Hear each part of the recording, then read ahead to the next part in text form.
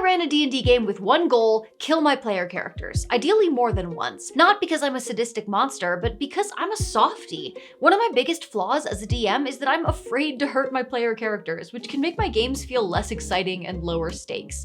I'm just too nice. So I thought of a solution: exposure therapy. Run a brutal dungeon, kill a few PCs, and prove to myself that it's fine. No one's gonna hate me just because I didn't let them win. And who better to test this on than the people who witnessed all the dumb shit I did before my prefrontal cortex developed and still don't hate me, my parents. But what I didn't realize was that this would be a lot harder than just deciding to kill characters. I mean, it's D&D. I don't know why I thought things would go as planned. I can't believe I haven't killed you guys yet. I'm such a wimp. Joshua, I really f***ed it up. I mean, the final battle is gonna be really hard, but I'm worried that I f***ed up the video. I learned 3 lessons the hard way about how to be a more ruthless DM. And if you, like me, are too sweet a cinnamon roll to cast power word kill, maybe these lessons will help you too. Now, don't get it twisted, there is nothing wrong with being a nice DM. Some people like the kinds of games that feel like a Marvel movie. Lots of flashy stunts and clever one-liners, but no real risk of failure. Nobody dies and everybody gets a sequel. But personally, as a player, I really enjoy a challenging game. I don't like when I can tell my DM is pulling their punches. Plus, creating new characters is one of my favorite things. So if a DM tells me there's a chance my PC might die and I'll have to make a new character, I'm like, don't threaten me with a good time. There is no wrong way to play D&D, but in my opinion, there is a wrong way to communicate about it. If you want to run a really difficult, deadly game, your players need to opt into that.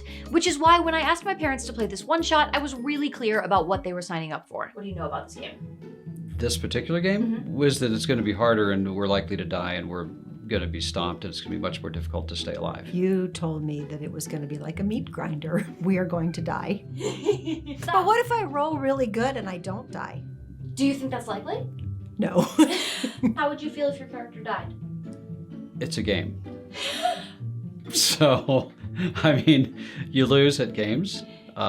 And that's fine. For this adventure, I will be seriously abridging the dungeon from Tomb of Annihilation, broadly considered the most deadly of the 5th edition modules. Although it's not nearly as deadly as its inspiration, Tomb of Horrors, the 1975 module that was basically Gary Gygax's answer to the question, can a module single-handedly ruin 4 to 6 friendships? The Tomb of the Nine Gods has 6 floors and dozens of encounters, but I've picked out just 4 encounters in order to fit this into a 2 to 3 hour session. Characters who play Tomb of Annihilation are under the effects of a death curse. You get weaker every day, and when you die, you're dead for good. You know, just like real life. There's also an optional system called meatgrinder in which you can make the adventure more challenging by increasing the DC for a death save from 10 to 15. But since this is just gonna be a one-shot, I knew I had to push things a little further if I wanted to be sure at least one character would die. The official Ginny D certain death meatgrinder variant has just one rule: if you reach 0 hit points, you die. No saves, no second chances. At this point, you might be saying, wait a second, aren't your parents like super beginners? And yes, they've only played D&D once, and it was over a year ago for a video on this channel. So obviously the next logical step is a highly lethal dungeon crawl, right? Can you remind us who your character is? Goshenite Granite Head. Entropy. And she is? So I actually have thought 0 about it up until this moment. Do you have any sort of strategy? Like, did you learn anything from last time? That would require me to remember much of the last game. Should I have studied? No. This is going to be a bad game if I was supposed to have studied. I've been busy. They played at level 2 last time, but this dungeon is written for a much bigger party of level 9, so I definitely need to make some adjustments. I'm editing the encounters to scale them down a little, and my parents will be playing at level 5. I've also chosen to limit their spell lists and the abilities they have access to because I don't want to overwhelm them. Just gently annihilate them. I'm printing out some custom spell cards I made with simplified language, color-coded according to spell level. I've also updated the cheat sheets that I made for them last time, so hopefully they'll only need to look at the full character sheet for modifiers, hit points, and inventory. I also don't want them to have to learn a whole new build every time they die and switch to a backup character, so I have a plan that allows them to keep using the same character sheets each time. But we'll get to that a little later. For now, it's time to quit talking about parenticide and start actually committing it.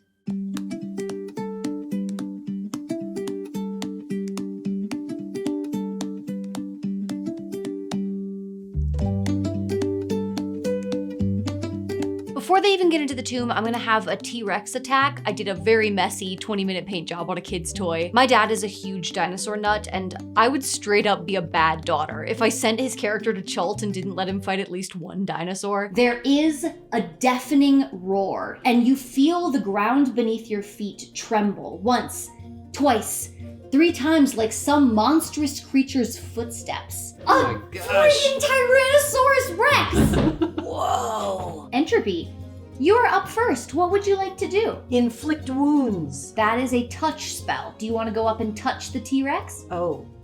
Maybe not. You can. If you really want to get the meat grinding happening fast. What do you think? Do we have to fight the T-Rex? Well, we've started a fight with a T-Rex, and the question is, Right. is there later going to be a bigger, more dangerous animal than a T-Rex? Well, you can use Do you that think in the Tomb of Annihilation there will be anything dangerous? So first it's going to try to chomp you. Alright, it's a 22 to hit. Does that hit your armor class? Armor is 14. How many hit points do you have? Oh, You have 43. I have 43. 27 piercing damage against you. Oh my Okay. god. So 43 minus 27? Yep. Okay. And now it's going to take a tail attack against you. Oh my gosh.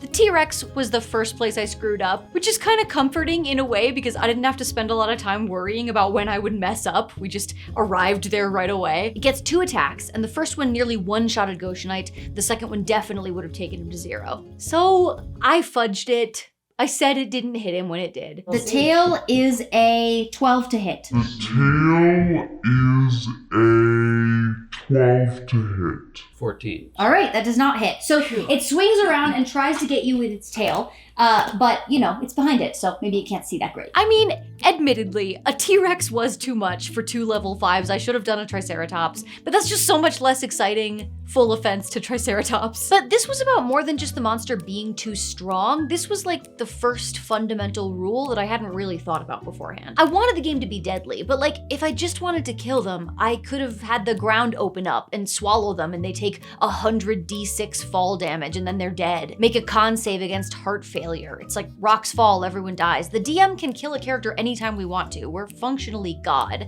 But that's not the point. It isn't just about being deadly. It's about being right on the edge of deadly so that they still feel like there's a chance they could survive. Because if there's no chance, then that's not high stakes, that's no stakes. Why bother even trying if there's no way you'll succeed? At that point, you're not really playing D&D, you're just telling them a really mean short story. In order for character death to be fun, it needs to feel like it's fair. I definitely feel like if I had killed Goshenite, not just in the first battle, but on the first hit, it would have totally taken the wind out of their sails. They both would have immediately thought, oh, we have no chance. This is not a fair fight. And they would have been right. Like, good job on that insight check. Correct, you are doomed. Honestly, I'm not even saying fudging the roll was the wrong move. And there were tons of other ways to save this too. I could have reduced the damage on the fly. I could have had the T-Rex go after Entropy next. I could have pulled a Jurassic World and just had a Mosasaurus come up out of the water and eat the T-Rex. What kind of idiot would write a scene like that? Probably one who gets paid millions of dollars. It's not like this ruined the game or anything. They got hit once very hard and then they ran away into the tomb. So it successfully set the tone for a really difficult adventure. And Entropy healed him as soon as they were inside. So in that way, it was all very textbook. Force players to use their resources to raise the stakes for future encounters. All I'm really saying is it seems like it would be easier to create a deadly encounter than a moderate one. But I actually think it's just as hard to hit that sweet spot. Whoa, wait a second, you're probably saying, aren't you gonna tell us where you got these sick maps? I mean, I wasn't gonna talk about today's sponsor, but now that you mention it, this video is brought to you by Chepeku Maps. Long before they started paying me to talk about their maps, I was paying them to use their maps as a subscriber. In fact, I'm still a subscriber, so we're kind of just passing a few of the same dollars back and forth. Whenever I need a map, I go straight to chepeku.com. They have a super convenient search and filter system that makes it easy to find the perfect map for brutally murdering your players. I mean, your players' characters. Of course. They have thousands of different maps, and each map has tons of variants, so I can pretty much always find what I need. Like, maybe it's nighttime and raining, or the whole place is poisoned, or I just murdered all of my players. I mean, my players' characters. Why do I keep doing that? But they don't just make maps. They also make scenes to immerse your players in the setting, and they just launched tokens, which can be customized or randomized to suit your game. You can buy maps individually or subscribe for maps, scenes, and tokens at chepeku.com to get new content every month. Or if you're ready to go big, check out their new complete fantasy bundle at the link in the description and get all 3 subscriptions for the price of 2. That's everything you need to slaughter your players for just $50 a month. Fictionally slaughter your players' characters. I mean, man, I need to talk to my therapist about this. I gotta say, after the T-Rex attack, I was a little spooked. I was worried that I'd overdone it and just made everything way too powerful, so I overcorrected, basically. I pulled way back. I warned them about the traps because I'm such a baby. The muggy, humid air of the jungle gives way to a drier, dusty sort of feeling in the air. Can I have both of you please roll a history check for me? 15. Okay. And I got a 12. Some of the dangers that this tomb is known for are its traps. It has been littered with dangerous and deadly traps to try and prevent adventurers like you from finding the soulmonger. So I can't do any more, spells, right? No, you can do more spells. Oh, I can do more By the way, spells. you do have a spell that might aid you in this endeavor. Okay, how about, guidance, maybe? Oh, guidance is a good one too. I was thinking of the one called Find Traps. Oh.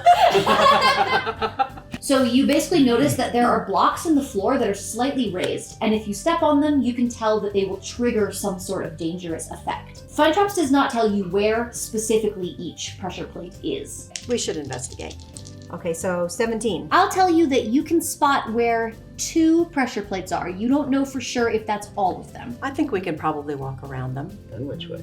I think I'll go there. Click! You step on a stone and you feel it shift underneath your feet. A poisoned dart shoots out at you. So I'm going to become a spider, Okay? and I pick you up. I'm going to go up on the ceiling and across and do 30 feet. Once they got past all the traps, I started second guessing that T-Rex decision, because at that point we were halfway through the game and nobody had died yet, except for, I guess, my confidence in my ability to be a ruthless DM. So that was when I kind of freaked out. I messed it up. Joshua, I really f***ed it up.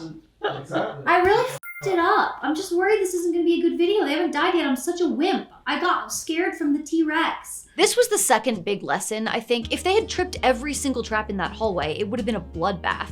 But instead it was like a blood kiddie pool. So then I end up feeling embarrassed because I hyped up this Indiana Jones death adventure, but I end up delivering Dora the Explorer's jungle tour. I'm not meeting the expectations that I set. And part of this is just because there is so much potential for swing in D&D. The exact same combat could be a total cakewalk or a TPK depending on what everybody rolls. Which is why I think when you're running an adventure that's supposed to be really hard, modular planning is not optional.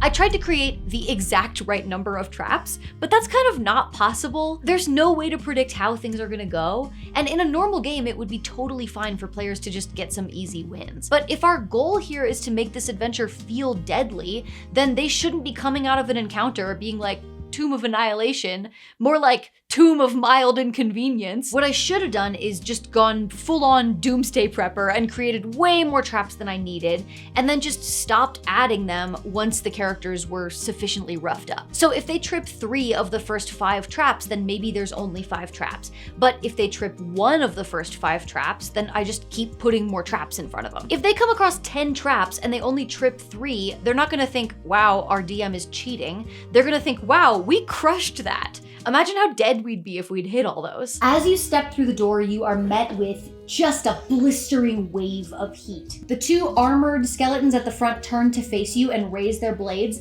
The little skeleton at the back, you notice he's holding a red candle. The wax is dripping over his little skeleton hands. You watch as he raises the candle, and I need everybody to make a dexterity saving throw as lava rains down from the ceiling onto all of you. I get 12 plus I get 3 is 15. Okay? 15 plus 1. You both fail.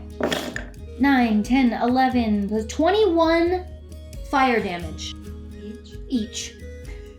You don't get to divide it between you. That takes me to exactly 0. I'm dead. Oh my god! Both Goshenite and Entropy collapse under the rain of lava. Your souls are sucked from your bodies, and instead of traveling onward to some celestial afterlife, or even being recaptured by a resurrection spell of some kind, they are instead painfully siphoned down the row of this lava-streaked hallway and through the tomb further, where they are gobbled up by the soulmonger which awaits you. It was the lava rain that finally scored me my first kills, thank God. And I feel like this was justified because I made it super clear that it was the red candle that was triggering the effect, and they did absolutely nothing to try and get to the candle, or even like shelter from the rain. They were just like, nice candle. Anyway, I'm gonna go punch the nearest skeleton. I guess I want to inflict wounds, and let me do it at level 3. So I am also going to zoom right up next to that dude. All right, We're it is ready. the little skelly's turn. You have failed to retrieve the candle that it's holding in its little hands, so it is going to once again summon the lava rain. Please make a Constitution saving throw. Man. 11 10, plus 10 plus 2 is 12. 11, 12, 13. No. This was also the only challenge of running a deadly game that I actually did feel like I properly prepared for, which is just that dying isn't very fun. Like, failure is already not great in D&D. There isn't a failing forward mechanic. There's no you tried sticker. You just don't get to do the thing. There are games that give failure kind of a silver lining. Like in Powered by the Apocalypse games, if you fail, the game is like, oh, sweetie, here, have some XP. But when you fail in D&D, the game is like, loser, get wrecked. And character death is like the ultimate version of that. There is no upside to dying, unless you were like really excited to make a new character. But I was worried about this going in, so I had a plan which was just to make it so that dying unlocks a fun game feature. In this case, I didn't want to stress my parents out with new characters to learn, so I basically just reset their characters' hit points and spell slots and gave them a silly name and a new character detail to play with. You're both dead. Yeah. The adventure's over. But it's not over because, But wait, there's more.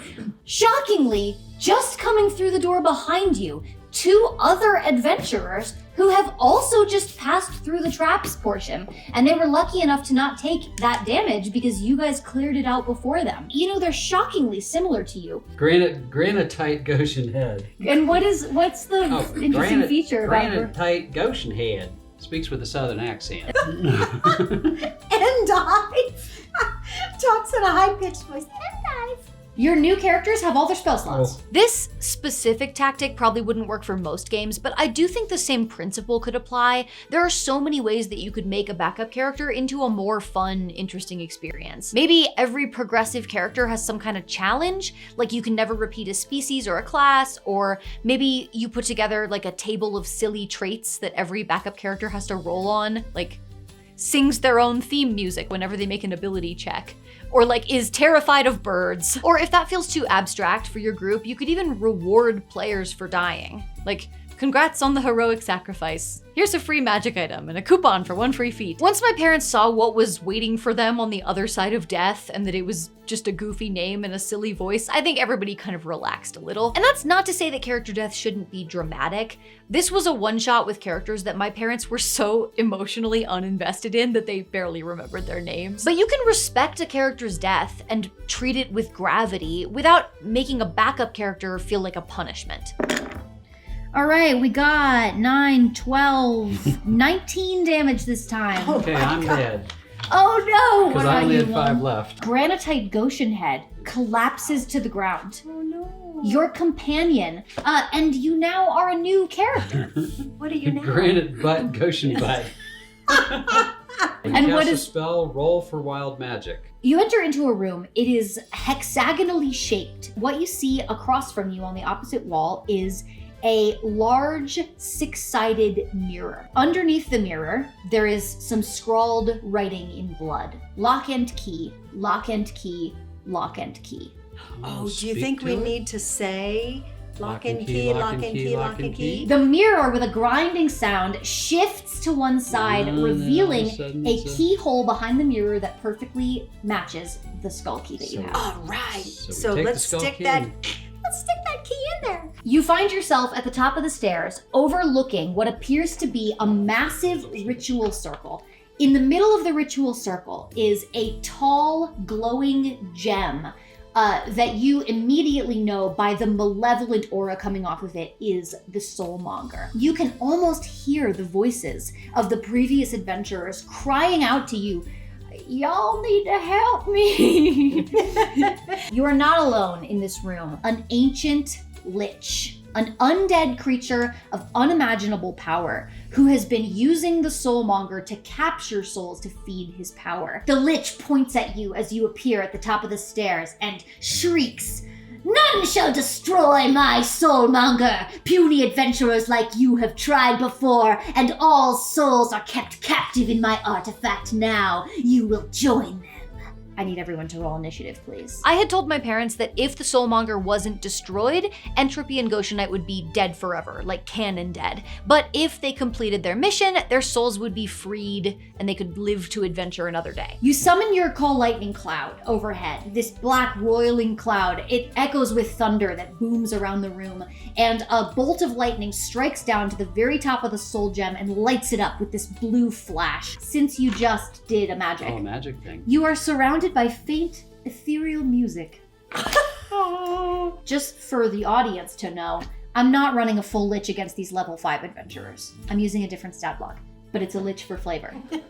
Hellfire Orb attack against Goshenite, the closest one and the one who just struck his precious artifact. 5. Oof, 27 fire damage. Okay. And That's all right. 18 necrotic damage. I'm fine with that. I'm not dead. Are you up? Yeah. I got Is it 8 really? left. Your lightning strikes the soulmonger and a crack crawls up the side of the gem. So how much does he have left? He's got Wouldn't you like to You know? can't, the DM knows, but we don't. It raises its staff and then slams it down onto the ritual surface, and a burst of necrotic energy ripples out from its staff and strikes both of you. Please make a Constitution saving throw. Mine's 14 total. 14. Constitution. Oh, mine's 12. All right, so you're both taking full damage. Here we go. 17 thunder damage to each of you. I'm dead. Are you still up, Goshen No, Butt? I'm dead too. For a brief flash of a moment, you remain conscious enough to see through the tinted glass of the crystal as you watch your own bodies collapse to the ground. There just happen to be some more adventures here. but Rockhead Butt. Oh, refuses to cast healing spells. Enchilada. All right, go ahead and roll your damage. So Okay, do it. Do good. you will try. 4, 10, Ooh. and 4. 18. As the forked lightning hits the top of the crystal, the entire crystal bursts, and a myriad of tiny lights pour forth into the air. A glowing ball of light strikes into your chest, and you find yourselves once again Entropy and Goshenite. Let's get out of All here. right. We go back up the stairs and out the door. Behind you, you can hear the Lich cursing as he struggles with the plant growth you've created on the floor. You find yourselves shooting out of that opening of the tomb, back out into the dense, muggy jungle air. And then the T-Rex goes, stomp! And he's supposed to... Good job, Yeah. guys! All right. I'm sure there'll be people in the comments who are like, that doesn't count as character death. You're not a ruthless DM, you're just a big ol' softie. And honestly, yeah, you got me. I don't like to make people sad. How embarrassing. But I did this exercise to get more comfortable with dealing damage and backing my PCs into corners and following through with the consequences that are set up in the narrative. And honestly, it really did help. Part of it was just the practice of like seeing big numbers on my dice and then reading them out loud. Yes, that is 28 slashing damage. I'm standing in my truth. Also, I tried to actually use all the abilities on my bad guy's stat blocks, just like the DMG tells me to. But the main thing that I learned doing this was just how freaking hard it is to actually kill a character in 5th edition. Like, I was trying, they were just not dying. I know people who played older editions sometimes complain about 5e being like too soft, like participation trophy D&D, and honestly, I kind of see what they mean. Even a pair of seriously inexperienced level 5 characters were shockingly difficult to actually kill, and this was even without death saves. Imagine how much more I would have had to throw at them if this was a party of 5 or 6 experienced players. I mean, PCs are built to be heroic, and they have a lot of resources to make that possible. They kept using their spells in clever ways, and even if I beat the crap out of them, they would just heal up again. My main takeaway from this game is just that PCs are cockroaches. They are so much more resilient than I realized. I originally bought the Tomb of Annihilation book because I thought maybe I'd run the campaign someday, but I think probably not. I don't run a ton of dungeons, and this just reminded me of why I miss my social roleplay so much. I gotta go run a masquerade ball mystery session or something as a palate cleanser. I didn't get to do nearly enough silly voices. That's why I always carry a sword, so at least one of us is having a good time.